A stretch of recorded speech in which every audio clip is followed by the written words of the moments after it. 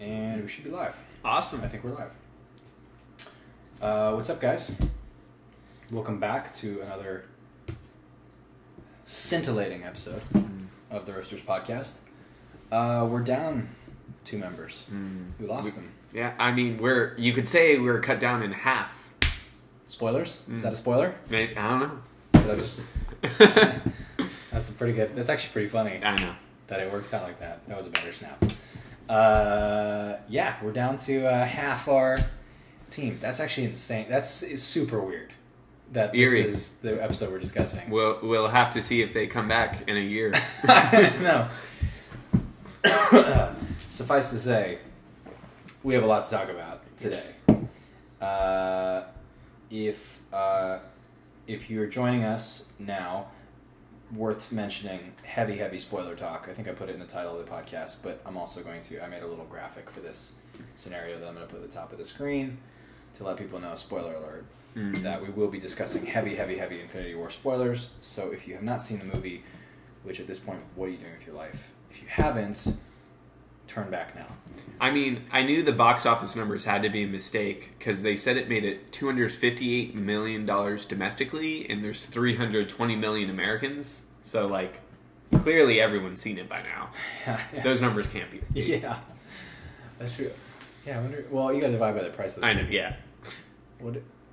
Wait. So then, doesn't that mean that technically we could figure out a rough estimate of how many people actually, like, how many individual people saw the movie? Yeah. I mean, ticket prices vary so much. Let's just say, I know this is wrong, but $10 would be 25 million people. Or I guess 25 million viewings. Because, like, I saw it twice. I saw it twice. So 25 million viewings. So let's say, but roughly, that's an insane number. That's very large. That's crazy. Anyway, we got one live viewer. Shout out To our one homie. So, I mean, where do we even start? Oh, Georgina says she hasn't seen it yet. Well, I would, as much as it sucks to say, not watch this because we're going to dive heavy into spoilers. So maybe we do the first 10 minutes of, like, kind of, or maybe not that long, but the first, just whatever, just kind of general, just like, our feelings, thoughts, without going into too much detail. That's fair. I think we can talk about it for a little bit without spoiling anything. Yeah, I think one thing that I thought was pretty crazy is we mapped out maybe 80 to 90% of the film, pretty much in all our pre-discussions on what we thought would happen. There was some stuff that was surprising, some stuff that we got wrong. Yeah. But for getting that much right, I still left the theater super satisfied with how it played out. Same. Yeah. Yeah, same. Yeah, we did from our last conversation. I think we got most of it right too. Like, we got the beginning right, straight up. I think we got the deaths right too, for the most part. Kind of. Okay, that's spoilers. Okay, I'm trying to, like, not go. I think, I agree with you. I felt super satisfied leaving the theater, which I didn't feel leaving a lot of recent blockbusters. I didn't feel, I guess, what are the last couple big movies? Star Wars. I didn't feel satisfied coming out of it. I've come around to it, but I didn't feel like, fuck yeah, coming out of that movie. Same thing with Force Awakens. Same thing with Civil War. Really? With Civil War? Yeah, I just was bummed out. I was like, well, that sucked. Were you as bummed as you were for The Last Jedi? Because you were really bummed for that. No, I've never had that with any other movie. Okay. That was particularly pathetic. Thor Ragnarok, I was super satisfied, loved that. Black Panther was pretty good. I wasn't like, oh my god, but it was pretty good. But this one, like, this was a lot of movie. That's, okay, we can talk about this without spoiling. I'm trying to figure out why I'm so satisfied with this movie, and yet Star Wars left me pretty defeated and upset. Because, and you might not like it, it's the movie you wanted. It is exactly the movie that they told you for 10 years, this is the movie you're going to get. That's true. And in your head, you're like, this is the movie it's going to be. But what's also impressive that if they gave you the movie that you expected, but they did it bad and not the way you envisioned it, like the same story, right, same death, it would have been horrific. Right. But that's what's super impressive is they gave the fans of the movie, they've been telling you they will give you for 10 years, and they did it well. I guess that's true, because Star Wars definitely didn't give me the movie that I wanted. Mm-mm. And that's not to say what I want is always the right choice for the story. I think he made a good choice for where he wanted to take Star Wars. But it was very, like, challenging, and this was very, like, here's all the things you've ever... That's what I felt... That's where I feel the most satisfied, is I feel like I saw things that would be like, if I was like, man, if I had this big budget to throw at the screen, mm-hmm. I would do this and this and this, and then they went and did that and that and that. You know, like, I feel like a lot of the moments to me were, I think you're right, everything I wanted to see in this movie, everything I wanted to see these characters do. Mm. One big thing that I really, really liked, without spoiling any specific scenes, was I felt like in terms of the characters' powers, they did not shy away like they do in a lot of movies, or like try and ground. It was just like, these guys are fucking gods, and let's show it. And I don't mean just Thor. Like, I mean, like, every single person got a sort of like a holy shit moment. And they kind of matched people up of equal power and stuff like that. Yeah. Like, you didn't have who you would call like a B-level person really going up that much against Thanos or even the Black Order. They mostly let them deal with the Outriders, right? Yeah, yeah. Like, so that they could shine.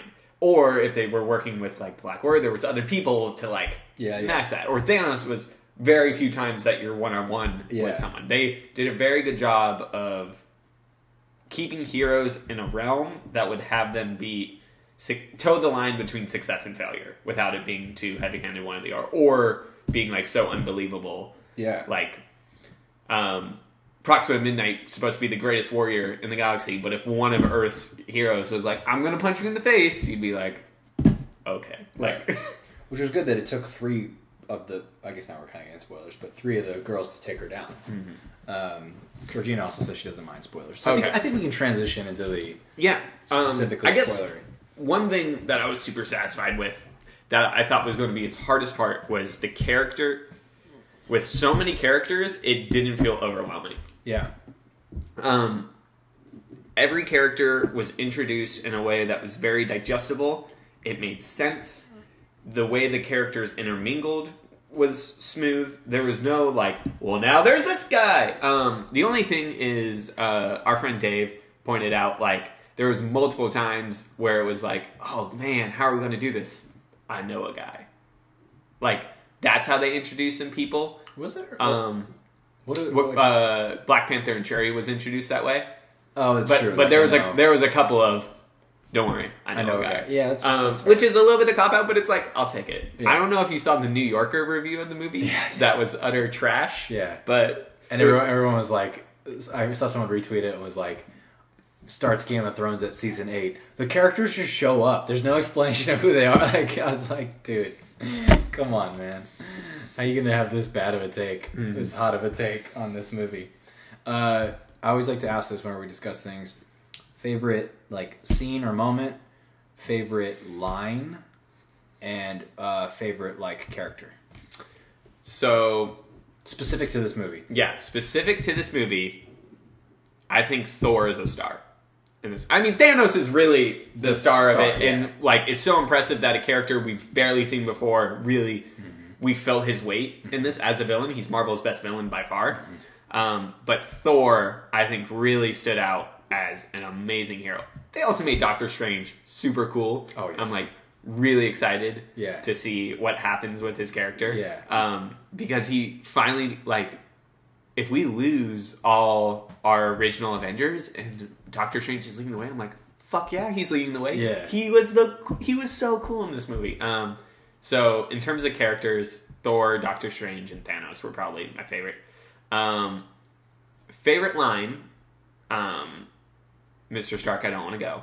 Like, funniest line is, I am Groot. I am Steve Rogers. And then favorite scene, or like moment, or what, you know, it doesn't have to be like a full scene, but like, or like a moment. So the reason I think Thanos is the best villain is how relatable they made him. So I need to think about it more. I'm not sure. I don't think it's my favorite, but I think him interacting with Gamora as a child was an amazing scene to put in this movie that didn't need to be in this movie. Yeah. Like, you could have just kind of moved on. We know their relationship from Guardians. You know, Yeah. she was raised. But showing that, implementing it, or showing, not telling that he does care for her. Yeah. Which leads into the Soul Stone That's task. a fucking amazing scene. Like, that's actually one scene I hated only because of Gamora. Like, I think it was super obvious to the audience what's about to happen, and Gamora's like, you suck, and I'm like, Gamora, what are you doing? Yeah. Like, you need to see what's coming. So that scene and how the Black Order was treated, I think, are the only two gripes I have with the film as a whole. Fourth add-on question. If you had to pick one frame, like a single frame from the film to put on your wall as a poster, what would you pick? Immediate thought is Thanos waking up with the Soul Stone, because it's very pretty. Like him in the water? Yeah, that's a very pretty scene. That would probably be the instinctual gut check. Oh, no. Thor jumping in the air, sky turns dark behind him, eyes light up. Like, there you go. That's the scene. That's the correct answer. That is the coolest thing that's ever happened in the MCU. That is 100% the correct answer. Yes. So back to you, those four. Doug's just a couple comments for that. Doug Cowell says, "Shot for my poster: Thor, Groot, and Rabbit showing up in Wakanda," which is really cool. It's a good shot. Christopher Meringue says, "Someone in the theater said, 'Run, Thought, run! Greatest moment of this decade.'" I'm assuming in reference to the Gamora scene.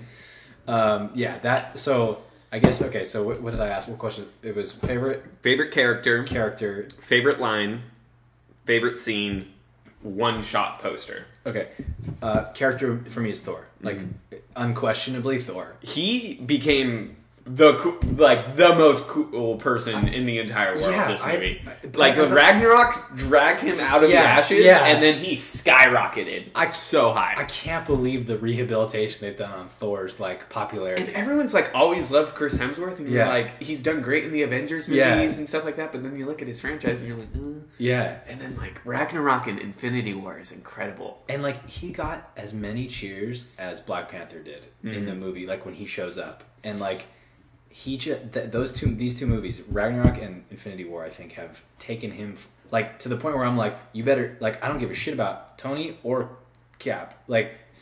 Chris Hemsworth better sign on for Thor 4, and it better be some sort of him establishing New Asgard. Because that was also one thing, not to digress too much, but that was one thing I noticed because we both seen it twice. It's worth mentioning. We saw it once with a big crowd and we missed a lot of lines. Saw it a second time. On the second viewing, he does drop a line of dialogue where he's like, "Thanos killed half my people." And it's were they in escape pods? Are they floating through space? Yeah. Like he was? Where's Valkyrie? Where's Korg? Where's Mick? I'm going to choose to think they survived, and that would be an amazing Thor 4, is him establishing New Asgard. Anyway, Thor stand out to me. Really, really close second, like you said, Doctor Strange. Because, I've, unlike most people, have been on the hype train for Doctor Strange for, since the movie came out. It's probably a top 5 MCU movie for me. It is for me, 100%. And he solves my constant gripe with all characters, which we've talked about many times. I won't go into the whole thing. But particularly in this movie, they do a good job of being he's an expert at what he does. He is the Sorcerer Supreme. And you don't question it ever. He goes toe-to-toe with Thanos, and he kind of holds his own and, does a good job. And, he is... I love the way that he interacts with Tony. I love that banter and that relationship. Protecting your reality, douchebag. Great line. So good. And just that little wink he gives him after, also one of that moment that he has where he's I forget what he says, but he's I speak for myself or something. But he's oh no, it's when he's talking to Thanos and he's I think you'll find that our will matches your own, and then he does it's just the way it's broken up with his oh dude, that gets me every time. But yeah, I actually thought that was kind of more funny than badass. I don't know why I kind of liked it.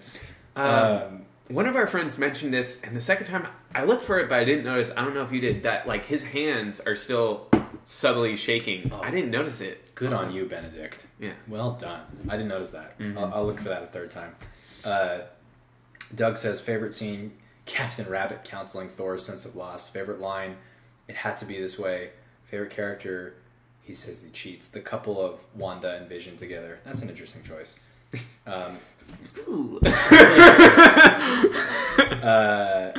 That actually, so that was something I was going to mention with like Thor being my favorite character. I think he has some of the best scenes in the movie. Like certainly the action scenes, but that scene that Doug mentions, the when him and Rocket are talking, I think is one of the single best. Like, okay, so huge spoilers on this one if you haven't seen it. If you notice, Rocket says at the end of this, "I have a lot to lose. I can lose everything." Personally, because Rocket loses, or yeah. Thor has already lost everything. Rocket literally everyone. Rocket loses everyone except for everyone. We don't count Nebula. Nebula's peripheral. Oh my to god, the he does. Because all the Guardians go. Everyone. Oh my god, I didn't even think about that. Mm-hmm. That's an even better scene in hindsight. The thing I love about that scene the most is the way that Chris Hemsworth plays it, and it's I think one of the most in a movie where everyone is like operatic in their acting, like has to go completely overboard. He hits one of the most human like moments, and it's where he's like telling the story, and then Rocket's like, "Are you up to it?" And he's like, "Yes, absolutely, like definitely." Like all of us have done that. All of us in our life at one point or another have been so beat down, and then you shake it off, and you're like, "No, I'm good." And you're like trying to convince yourself, like the fake smile. I like fucking love that moment. That's amazing. Okay, so favorite character Thor, close second Doctor Strange. Favorite line is tough. I'm gonna have to come back to that one because I'm thinking about there's like so many of them. My first choice right off the bat was "Bring me Thanos," which leads right into my favorite moment, which is the best moment. I won't accept any other answer of him launching into the sky. And the sky turning black and his eyes lighting up. So, like, we'd all go gay for Chris Hemsworth, right? Yeah. But if there was any non-converts out there before that scene, like, I don't know who you are. Like, that is I'm getting incredible. I'm getting chills just talking about it. Like, I think like on the second viewing too, I like turned to Dana and I was like, I think you could literally play the scene for me on loop, and I would never not get chills and have the same feeling. And it's kind of coupled with him arriving too, because they play the Avengers theme right when he hits the ground, and you're just like, like you've been just like with him in pieces for the whole movie. They said he got the second most screen time, but I know he got a lot of it, but it didn't feel like the second. It still felt like Tony got more than him. Like he definitely got more than Cap. Yeah. Cap got very little. His whole group, I feel like, got very... Vision got more than Cap. Yeah. Which is... Who did you say Vision and Wanda was his favorite? Who commented? Doug said Vision and Wanda. I could not disagree more with Vision. I thought they did Vision so dirty in this movie. Yeah, he kind of got shafted. Like, his powers are just like, nope, those are gone. We have another... Byakuyo Chuchiwa 94 says, my favorite line was, "I hope they remember you." That's a good one. Oh, I love that scene so much. Yeah. Like... Another reason I love Thanos is he's not doing this out of evil. I'm stealing a line from your D&D character. Thanos is burdened with glorious purpose in his mind. Yeah. Like, he even says, "I'm the only one who can do this. I'm the only one who has the will to do this." And you see it in the final scene. Yeah. When he does what he wants to do, he's just done. He's like, okay, I tap out. So he understands why they're fighting him. He's like, I get it. Yeah. Like, I understand you think I'm crazy, but I need to do this. So I'm going to fight you, and I'm going to kill you. But, like, the fact that you're facing me is incredible. And he plays it with such clear, like, shoulder-weighing burden. Like, you can see it in his face. He's tired. He's like, I just want to be done with this. It's crazy. Hi, honey. Hi. Dana's here. Not here, but, like, she just got home. You can join if you want to. No, it's like you can see how tired he is, and don't make fun. And I agree with you that the thing I love the most is that he does not kill them. The second he gets what he wants, the stone or whatever, throughout most of the movie, he just disappears. He's like, I'm done. Like he does not beat the crap out of them. He's also looking worse for wear. But But he just exits. Like he doesn't need to. Also, that scene right after the snap with Tiny Gamora, great scene. It's an incredible scene. So let's Thank you. Let's dive into that one. So I think I did the three. Wait, I think I did. You didn't do still shot. Unless you would Right, I didn't copy do from that. your scene, and then you didn't do line. I didn't do line. Okay, line I really liked. Off the top of my head, it's either, if you want to go serious, it's Bring Me Thanos.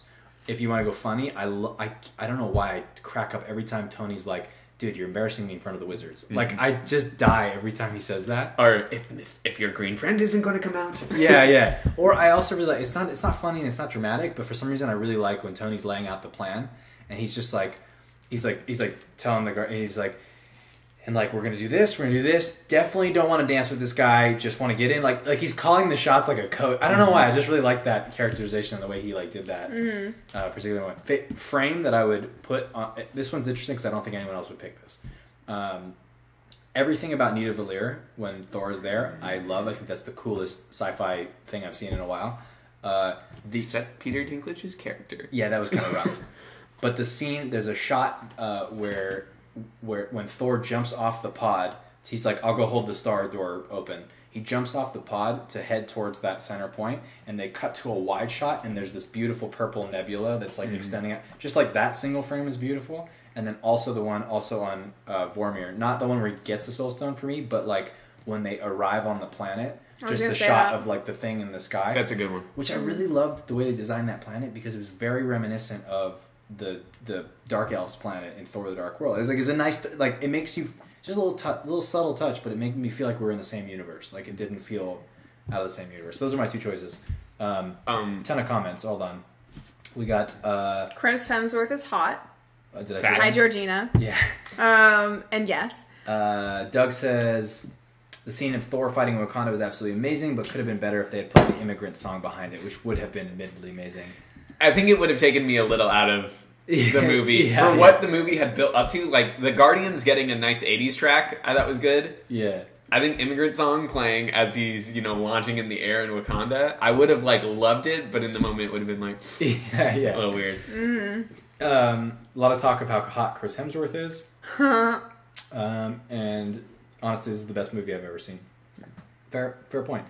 Dana, we'll ask you, before we get into anything else, because we have a lot to say about this movie, we'll ask you this question that we both answered, is favorite character specific to this movie. Yeah. Favorite, like, scene or single moment in the film. Mm-hmm. Favorite line. And if you had to... Okay, can you, like, break them down one by one for me? Okay, like, I'll ask you one more time. Okay. So, favorite character specific to this movie. Thor, obviously. That's what we both said. 3 for 3. Yeah. Favorite moment or scene.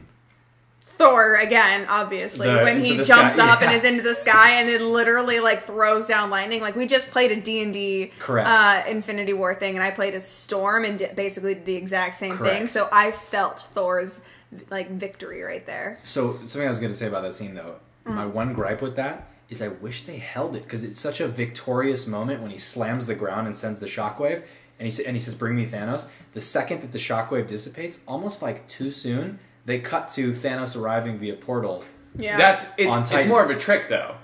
They're trying to be like, oh shit, but it kind of just like both times I've seen it, this same thing happen where the audience is like losing their mind. They're like, oh my god, and then he comes in, and then everyone kind of goes, oh, like I just wish they had let it settle, like let the dust settle on that one, let him have his moment. Two things on Agreed. that. I personally thought both times I thought the timing was going to hit. Second, I said it the first time I saw it, I was like, guys, we saw this in the trailer. We know he's coming to Titan because of the background in the trailer. Yeah. But I was like, guys, relax. He's not there yet. But yeah. Okay, so those two. Favorite line. Favorite line. I had it when you were talking about yours, and now I've kind of forgotten it. Might be tougher for you because you don't remember like specific. No, I remember this specific line. It's just I'm gonna have to come back to it because I had it in my head, and then I thought about Thor, and then I lost it. Well, the other question. Oh, I remembered because it was about Thor when Drax made the comment about him being if he was like a pirate angel. Mm-hmm. Oh, Drax's line about Thor. About him being a pirate angel.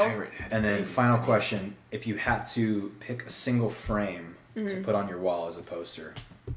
Would Thor's body be that? Did I'm just kidding. I'm not that. No, it'd be the same as what you were saying when Gamora and Thanos arrived on the planet that was holding the Soul Stone. Vormir? Yeah, like that that shot of like the... No, like that. Like I think I turned to you in the movie and was like... this is like a screenshot. Like I would totally have this as like my background on my computer. So we've all seen it a second time. We've all seen it twice. Mm-hmm. What were things that you guys on the second viewing like stood out to you that didn't quite not that it didn't land the first time, but what stood out to you on the second viewing? Well, definitely some of the lines we missed the first time because our audience was rowdy the first time. Which was good. I like that. Yeah. Winter Soldier doesn't need 3 woos. Yeah. Yeah. They literally got a woo from a wide shot, a close shot, and then his arm. Dude, Bucky, the Tumblr following of Bucky, man, is like absurd. Wait. Just the fact that I actually got more context because I could. Well, for one, we went to the El Capitan, which has terrible sound quality. And on top of the fact that everyone was rowdy. So, like, I didn't even hear in the beginning that Thanos only killed half of the Asgardians. Mm-hmm. So, our theory after the first showing was correct. And, like, the second time, obviously, we figured that out. But mostly everything else I got, though. I'm used to not being able to hear half the movie. So, I have bad hearing. I was surprised at how much the second viewing was a reaffirmation for me. Because Black Panther, I loved the first time I saw it, and then the second time I saw it was like, ooh, okay, here's the issues going around. But maybe it was just because I literally saw it less than 24 hours later, but it was mostly a reaffirmation of how happy I was with this. And it reaffirmed the things I didn't like. I didn't like the scene with Gamora on Vormir. I didn't like how the Black Order was handled, how it was represented. This is, like, not big to the story, but I didn't like the fact that they made Peter Dinklage a dwarf, but also a giant. Like, it felt gross to me, in a way. Interesting. But he still signed on to it. But I did notice the second time the Game of Thrones reference, though. What? Hold the door, hold the door, is what he says to Thor. Does he really? Yeah. I didn't even get that. Mm-hmm. That's hilarious. I mean, the entire time, all I saw was, Peter Dinklage as Tyrion Lannister the whole time. Unfortunately, that's the unfortunate thing of him being in Game of Thrones is he's gonna have a hard time getting out of that unless he does like some serious like makeup work, like that other guy who's in Harry Potter. Warwick Davis. Yes, he's like done so many characters, but he doesn't ever look the same. But he also was doing like a comically weird voice. Like he was like, hold the door open and then you... Like, he was, like, doing it, like, I was like... But your hands belong to me. Yeah, he was doing a weird voice. It wasn't good. Byakuya Chihua says another great line was when Rocket said to Bucky, how much for the gun and how much for the arm? That was a good... I'll get that arm. So many good lines. So, low-key, like, if I didn't pick the, obvious Thor slamming his fist down moment, one of my second favorite moments was... Because it's a callback to Guardians 1 when the group picks up Rocket. Oh my god, you're so right. You didn't get that? No. I haven't seen the first Guardians in a really long time. Neither have I. I just forgot that scene, man. Like, oh my god, you're so right. That was such a great... Also, Loki, we have a Hulk, was like... I know, same. Yes! That was such a good... That was a great callback. Okay, so I love that. This is such a weird thing to like, but I love the way they choreograph the fight between Hulk and Thanos at the beginning of the movie. Because, like, Thanos, like, lets him beat him up a little bit, and you see Hulk being very, like, swingy, and then you see Thanos be like a boxer. Like, he's, like, calculated, and he when he punches Hulk for the first time, he, like, hits him in a pressure point, and you see Hulk go, Urgh. Like, he's like, what was that? And then just the way he bats aside his things and does quick jabs. Yeah. And, like, slams his head on his knee, and then it's, like, very efficient. Mm-hmm. And I was like, whoever, like, they could have just had this be a brawl, but it's the details in this movie, I'm still a little sad that we didn't see Hulk versus Cole Obsidian. Yeah, that's like something I wanted. Well, they took out can we talk about how the money shot of all the trailers was fake? Yeah. Like, of them running in Wakanda. Like, that's such a cool scene. Why do you fake that? So much of the trailers, if you notice, was fake. Yeah. Yeah, the one major one besides that stood out to me was the shot at the end of the more recent trailer with Spider-Man swinging through Titan and flipping through that hole of They have that. They had that shot, but first of all, in the trailer, he's just him. In the movie, he's got the legs, the spider legs, and he's also tosses Mantis, who's not in the trailer at all. Yeah. One of my favorite things that our friend Peter pointed out, which I'm shocked I didn't think of, and it's the funniest thing, is in the trailer, there is a very distinct line of Tony Stark saying, we have one advantage, he's coming to us. And then the movie is Tony Stark going, nope, we're going to him. Mm-hmm. That's true. That's true. He changed his mind. It's the complete 180. It's the funniest thing. That's true. That's fair. I bet you they shoot a ton of versions of the scene to just figure out how they want to piece it together. Also, they're not just making the movie; they're making the trailers in their head. Yeah, they're like, we need this shot. Doug says, I did have one minor problem with second viewing. How does Thor aim the Bifrost? If he wanted Thanos, why didn't he go to Titan? If he was just going to Earth, why not the Avengers HQ? I'm a nerd. So this actually, I'm not answering this question, or I don't know how to answer this question, but this brings up a thing that I like, kind of like, I guess you know it on the first viewing, but that like in my head cemented on the second viewing I put the pieces together of the dwarf saying it can theoretically conjure the Bifrost, and then the second viewing I was like, holy shit, Thor himself conjured the Bifrost. I got that in the first viewing. No, but it just like, not that I didn't get it, like I got it. Yeah. You got the weight of it. But it hit me, the gravity of it. I was like, he's the most powerful that's ever been. Like, it just amazing. You mean how he almost took on an Infinity Gauntlet by himself? He literally almost just ended the movie. Yeah, that's true. Like, by himself? That's true. Also... sorry. I was going to say I have an answer to Doug's question. Then real quick before you say it, I also like the damage Thanos has on his shoulder and neck after he uses it. I'm going to get to that in a moment because I have some theories on a lot of that. But to answer Doug's question, I think that he doesn't know where Thanos was when he summoned the Bifrost, but he could probably hone in on Steve Rogers or any of his Avengers teammates, maybe. Like, that's the only thing I could think of, is he could call out their name. I guess he could technically do that for Thanos, too, but, like, I don't know, maybe he has a deeper connection with his team and was able to call the Bifrost that way. Well, he does say when he's talking to the Guardians that there's 2 stones on Earth, so I think it's logical to assume that him not knowing that Tony's off on Titan, like, not knowing he has no idea where Thanos is going to be. He's assuming the most likely place he's going to be. I'm a little shocked he didn't go to nowhere. He probably knew by the time that time had passed, and the Guardians were also going there, that it was already too late. That actually reminded me of another thing that was in the trailers that wasn't in the... Which this one I'm actually glad. Mm-hmm. The shot in the trailers of him raising his hand with the axe edited out, and like... So I think that's the end of the scene that we see in the movie where his hand twitches and the lightning twitches as the axe is coming. And I'm so glad they didn't cut that out, because then... Or I'm sorry, I'm so glad that they did cut that out, and that they leave you on a cliffhanger right there. One more scene, and then the next scene he fucking arrives in like the most amazing entrance. Because if they had done this, that's the cathartic moment. Mm-hmm. But the cathartic moment we got was 100 times better. Oh yeah, absolutely. That was incredible. I was going to mention this scene a little earlier, but then we got talking about other stuff. But I love the scene of Thanos after he snaps with Gamora, with baby Gamora. I think that is such a powerful scene to once again humanize this guy that we're supposed to hate for what he just did to our favorite characters. So tell me about that, because like I'm still unclear as to what, like I'm still kind of confused by that scene. So tell me about it. I'm not sure why he's there. I'm assuming it's just this great power. Is it because he's definitely still with Thor in that moment, because you come back to that. So is it a vision? Yes, it is not actually happening. But then him going to Gamora. Some people are thinking it might be Soul World. I think it has to be. It's and then her saying, "Did you do it? What did it cost?" And him almost crying. Everything is like, it is everything. It's so good because this movie reinforces time and time again that Thanos isn't evil. He is against our heroes, but he's not evil. He's crazy because he has like super fucked up thoughts, but he's not evil. He's not malicious. He's just doing what needs to be done.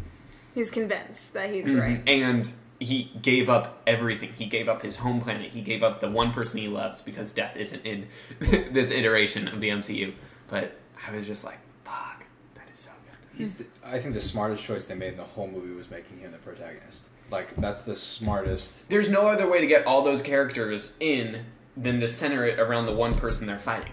I think that was the smartest choice they made, because they could have easily made this, like, it's so easy to make this movie where he's a one-note villain that's just, like, maniacal for no reason. Like, it's so easy to do that. That's not what I thought they were going to originally do, and I was, like, very pleasantly surprised.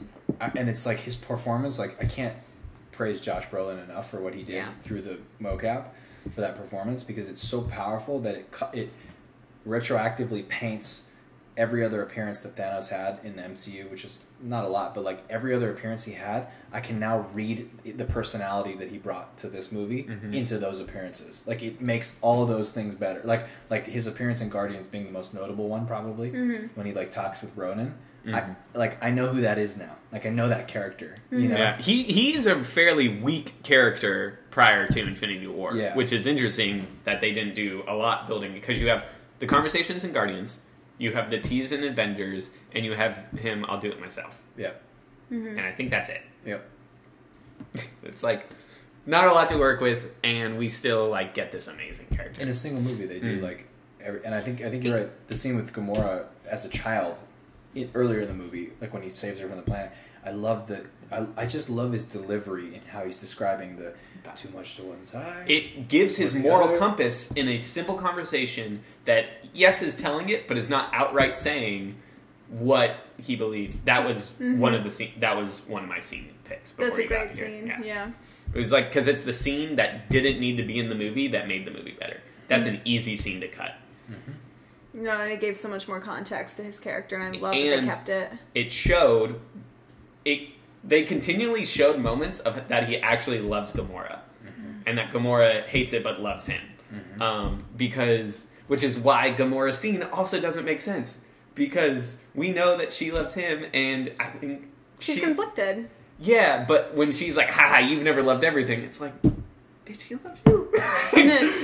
Why are you not getting this? That is like one of my least favorite scenes, if not my least favorite scene. Oh, that's one of my favorite scenes. Oh my god, I think she delivers it. I don't think she delivers it well, and the fact that everyone in the audience is like, "Girl, what are you doing?" It's like so frustrating. You're reading that wrong, man. It's one of the best scenes. Like, she's so conflicted, and she has made this narrative in her head that he's like the worst possible like being on the universe, which technically he is, but at the same time, he raised her and treated her well, so she has these conflicting feelings, and yet she doesn't think it's true love that he feels for her. It's just she's an object in which he's used to help him with his, Oh, I think he delivers it very well. I think she did too, though. Like, I think she just like truly didn't think that he loved her in the way that like real love is. I don't know.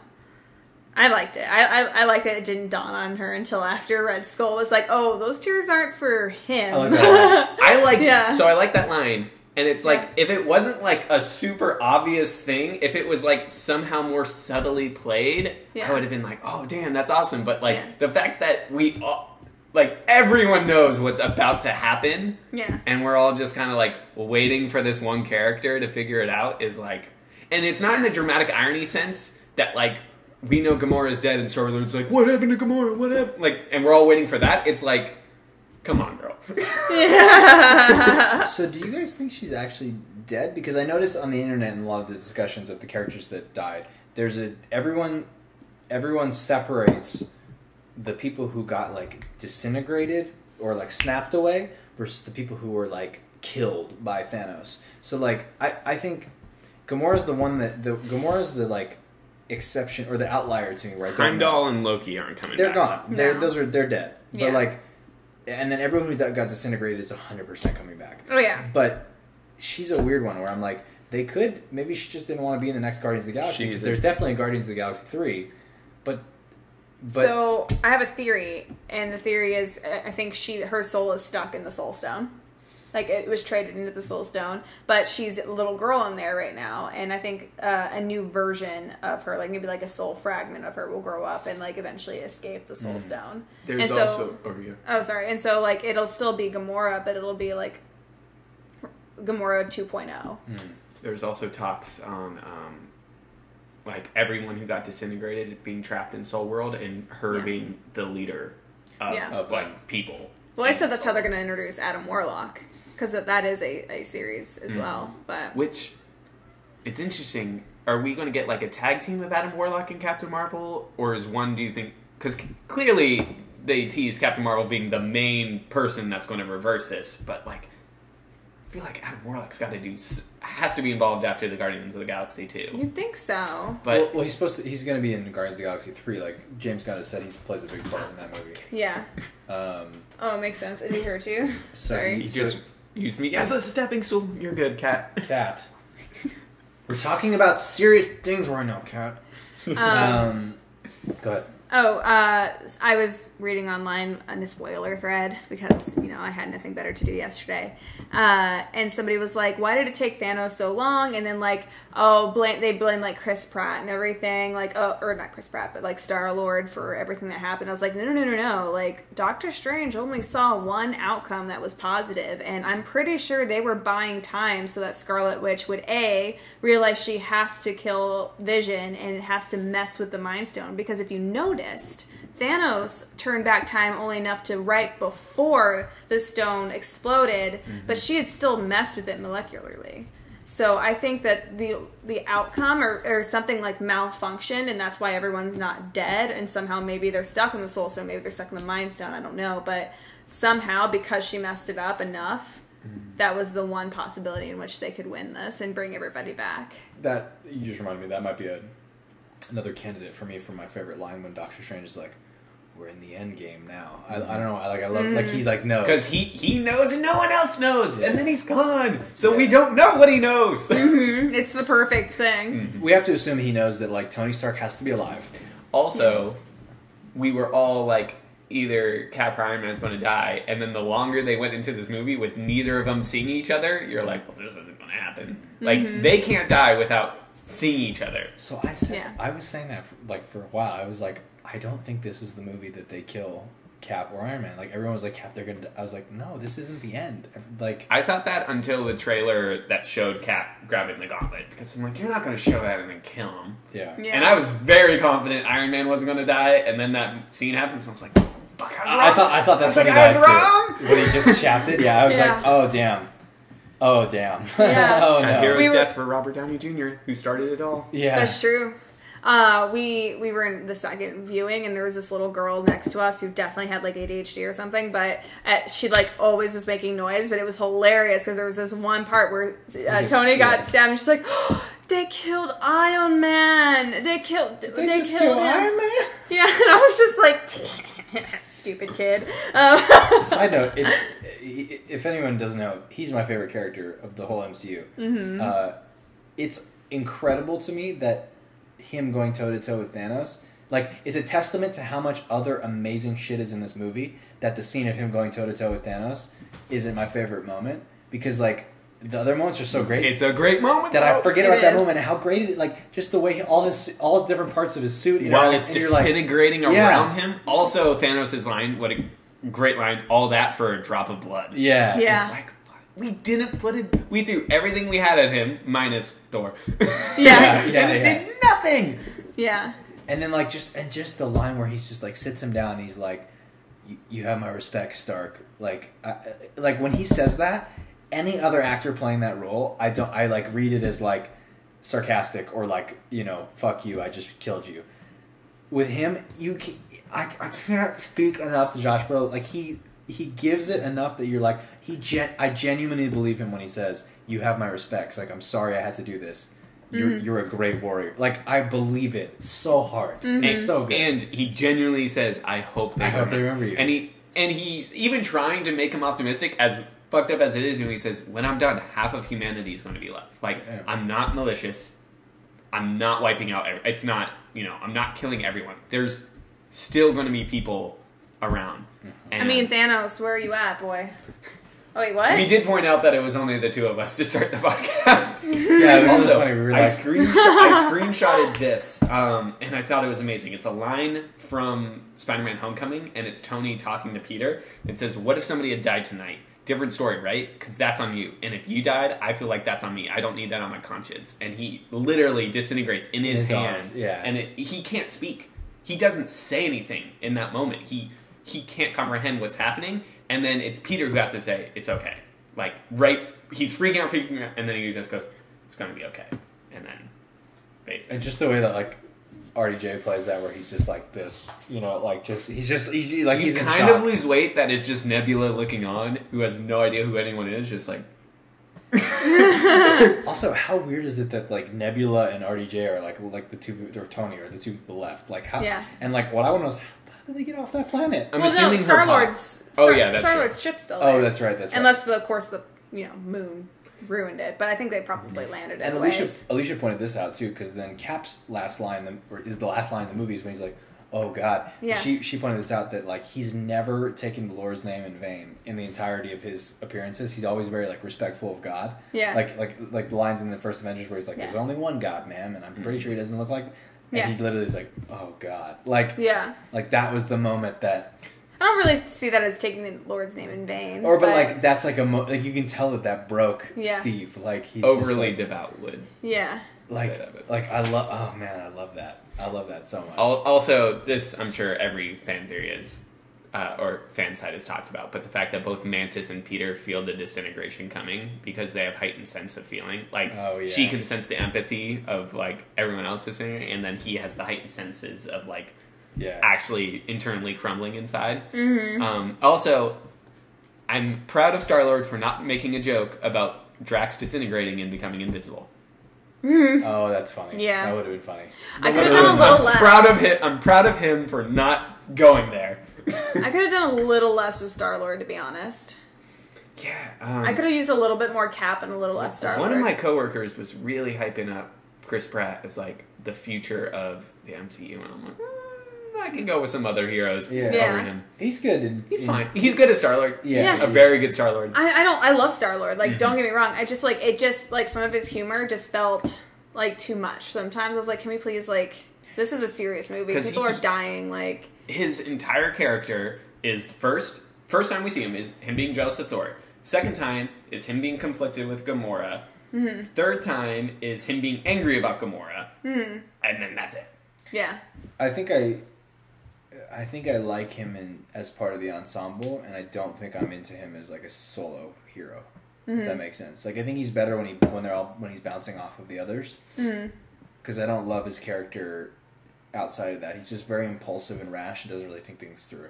I think only, and I don't think I could take a whole movie, but I think the only Guardian I could take by themselves is Rocket. Yeah, I think so too. Gamora would be interesting. By herself, like with Thanos, yeah. I think interesting, and with the Guardians, interesting, but just her fighting like a villain that she has like no background. Yeah. Like, whereas Rocket, even though he's bouncing off Yondu, he's like not with the Guardian. It's just like, I felt like him and his internal struggle of like hating who he is and also like protecting himself at all costs, but breaking that down to like actually save the galaxy or the universe in this case. Like when push comes to shove, he fights his inner instinct of get the fuck away from danger, which is why Star-Lord said you're only going there because that's where Thanos isn't, and he comes with Thor to Wakanda. Yeah. Also, someone pointed out that he says, like, he has all that talk of like, I'm the captain now. I'm the cap. He's kind of foreshadowing that by the end of the movie, he is the He's the only captain left. Like, he's just him and Nebula. And then I think I said this before you got back. I might have not even said it on the podcast this before we went on. That Rocket tells Thor after Thor says, "What else could I lose?" He says, "I could lose a lot. I love that line. I could lose everything personally," and then he does lose everything. Because all the Guardians go. I didn't even think about that. All the Guardians go except for Nebula. And Rocket. And Nebula barely counts. She doesn't count. Speaking of disintegration, I was going to say, I think it, because in the comics, which I just read the Infinity Gauntlet. Reminded me another thing, but go on. Okay. I just read the comic series that this is based on right before watching the movie. And when he does the snap, everyone disappears instantaneously. It's like immediate. I think one of the other smart choices they made in this movie was having them disappear in a disintegration way and staggered, because for like 5 minutes, everyone in the audience is going, "Oh God, who on the screen is about to dissolve?" Also, that they don't cease to exist; they die. Yeah, like it's not they never existed, because all these heroes are like, where the fuck is everyone? Like that, I thought was very interesting, and you kind of have to do that to like move on with the story. But thought that's what I thought, or what I remembered is when they do the stare down between Cole Obsidian and Proxima Midnight and Cap, Scarlet, and T'Challa. T'Challa says, "There's nothing here but blood and dust," and then they turn to dust. That's pretty. Like, that's so good foreshadowing. Tom Holland, I saw this online. Tom Holland had also Instagrammed from the premiere like earlier in the week. Like, just saw the movie. Like, it was so good. I'm blown away. And everyone was like, because he's blown away. That's messed up. I'm going to chalk that one up to coincidence personally. But if not, way to go, Tom. Way to go, Tom. Also, did you see Zendaya's tweet? No. It's her. It's just a picture of her kind of like this. And she's like, I don't want to talk about it. Which is like a very good non-spoiler tweet about the movie. So here's how I'm feeling post this movie.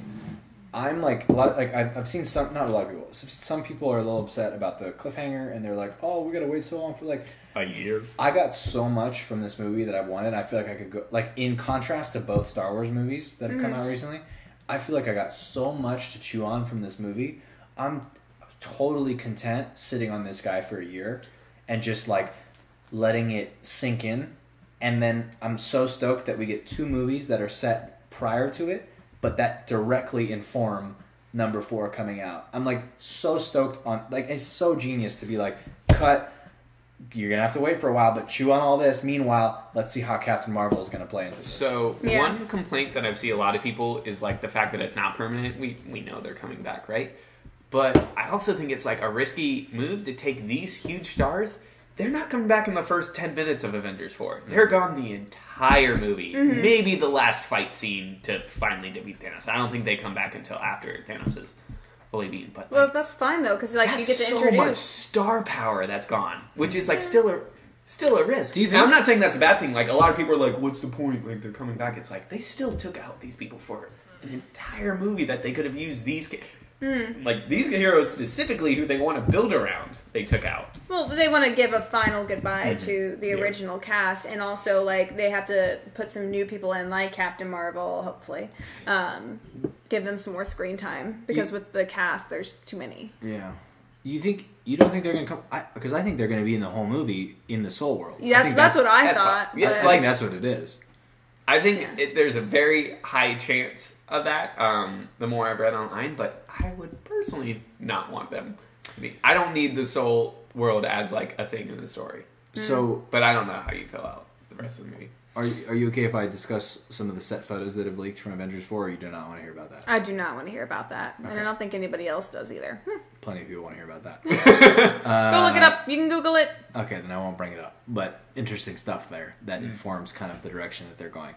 Just so you all know, I like to go in blind. I mean, I know certain heroes and how they turn out, but I don't know a whole lot. I just feel like we got so much to digest with this. Like, I'm happy to see this several times. Like, do you think Ant-Man or Wasp is going to be the one that disintegrates at the end of Ant-Man and the Wasp? Because I'm assuming one of them's gone. Ant-Man. I think it... Oh, really? I think that's the riskier pick, and I think that's the smarter pick.